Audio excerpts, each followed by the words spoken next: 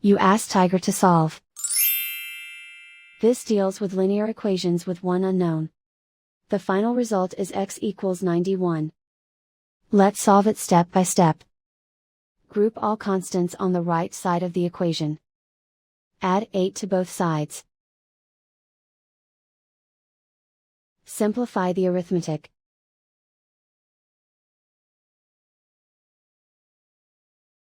Isolate the x. Multiply both sides by 7. Group like terms. Multiply the coefficients. Simplify the fraction. Simplify the arithmetic. And so the final result is x equals 91.